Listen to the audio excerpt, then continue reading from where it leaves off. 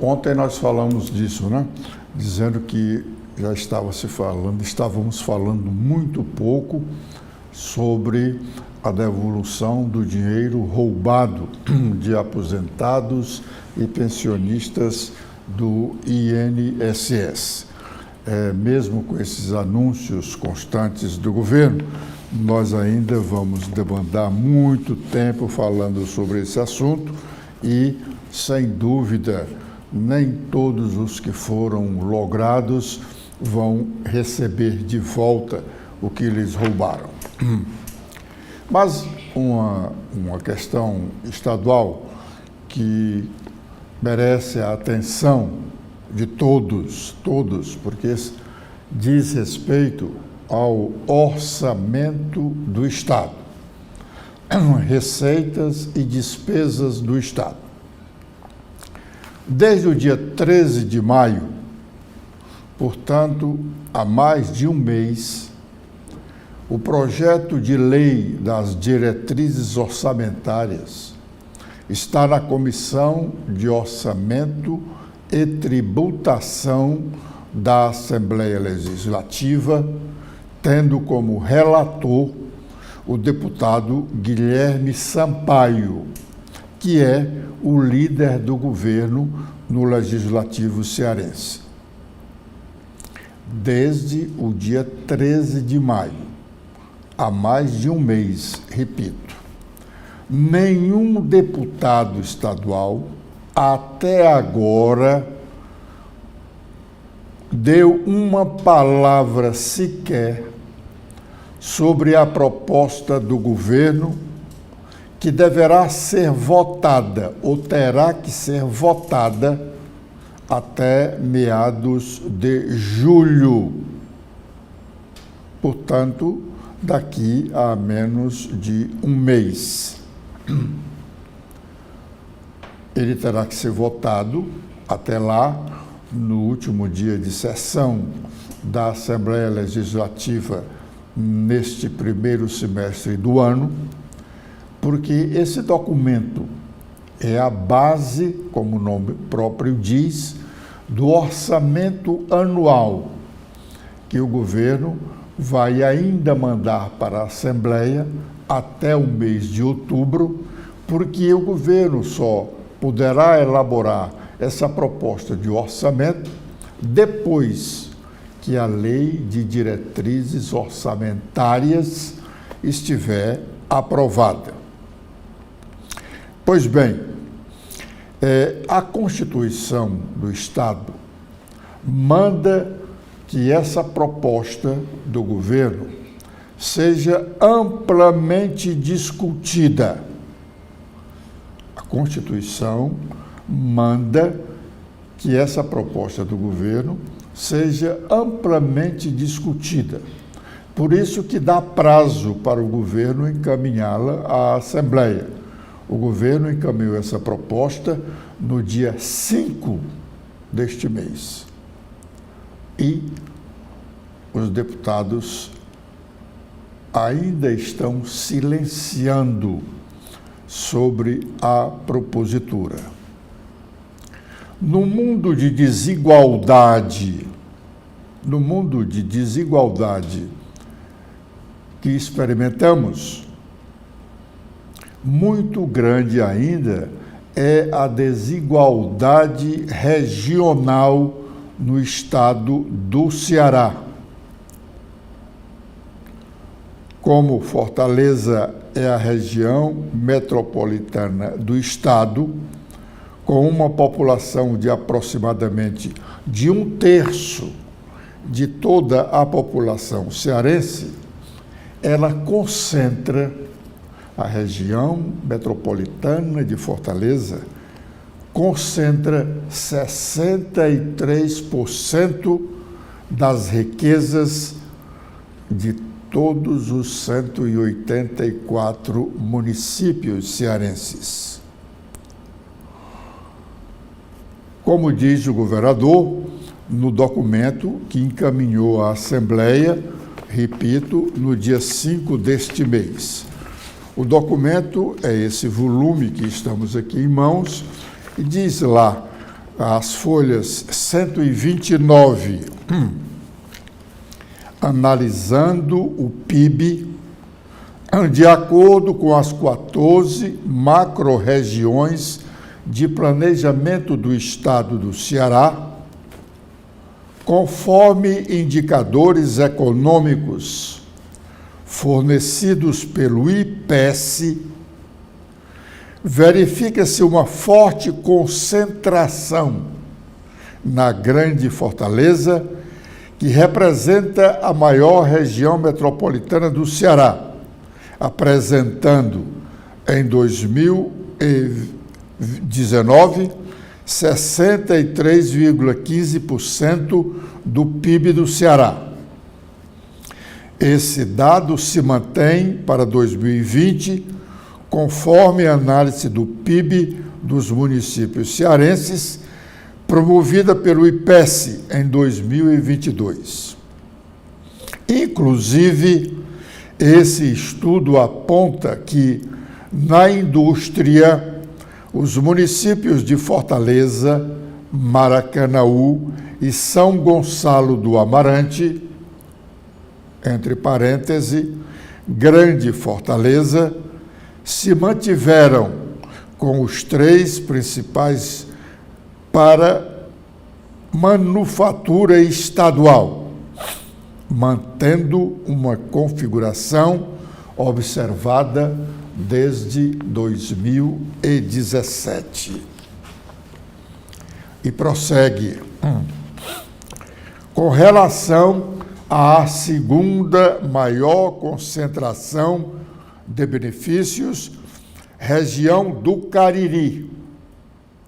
A doutrina destaca que o ato da criação de uma região metropolitana no interior cearense representa o reconhecimento da importância do Cariri no âmbito estadual.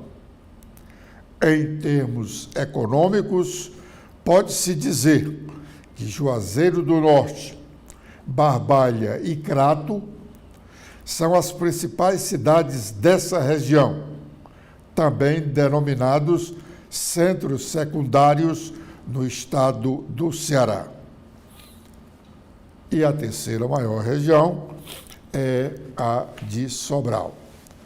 O importante aqui é se destacar a grande concentração das riquezas do estado aqui na região metropolitana de Fortaleza. E cadê os deputados estaduais dos outros municípios cearenses? Da região do Cariri, a segunda maior, da região de Sobral, a terceira, e das outras regiões muito mais pobres ainda. Esses deputados não se preocuparem em discutir a lei de diretrizes orçamentárias, não estão representando bem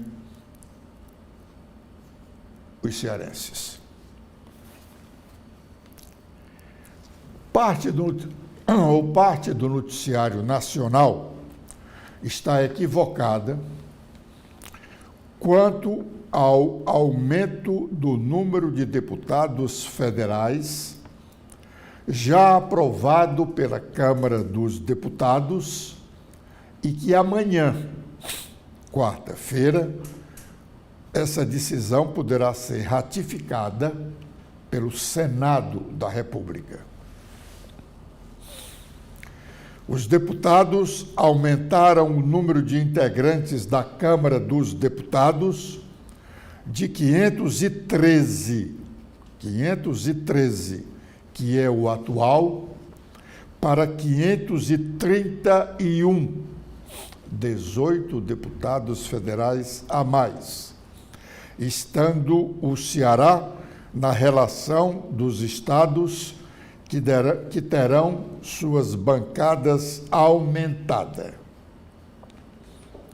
Hoje, o Ceará tem 22 deputados federais e vai passar para 23 nas eleições do próximo ano, como aumentando a bancada federal, aumenta também o número de deputados estaduais.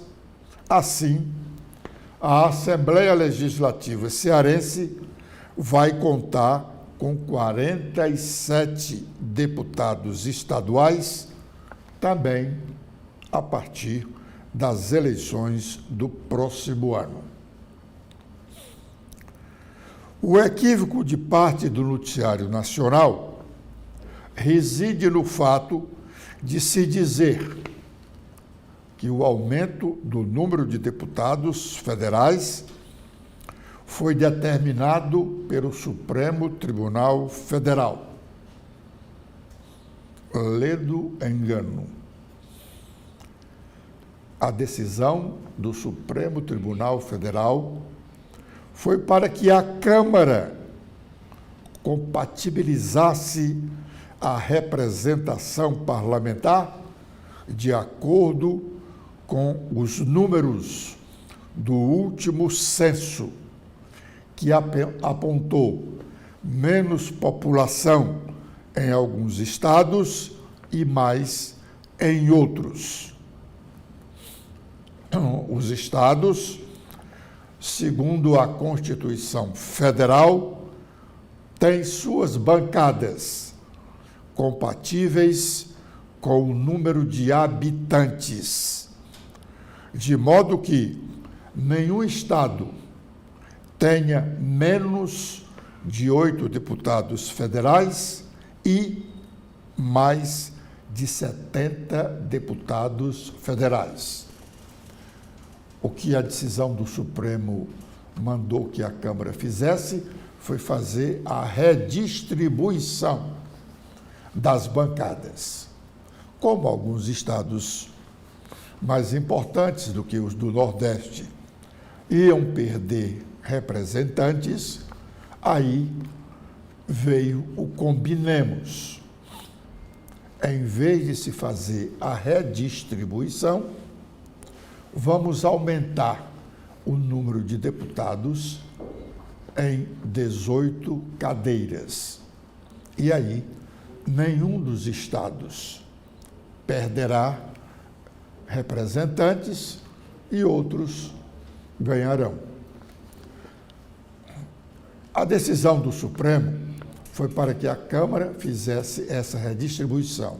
E, em não o fazendo, aí o Tribunal Superior Eleitoral ia fazer a redistribuição, sem aumentar o número de deputados. O Supremo não mandou a Câmara aumentar o número de deputados. É um equívoco quando se faz essa afirmação.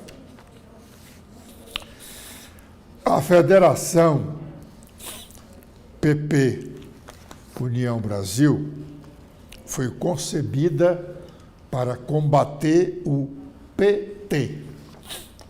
Daí, se dizer que são equivocadas, mesmo sendo especulações, se tentar juntar a Federação PP Progressistas e União Brasil, se juntar com governistas, ou, no caso, petistas.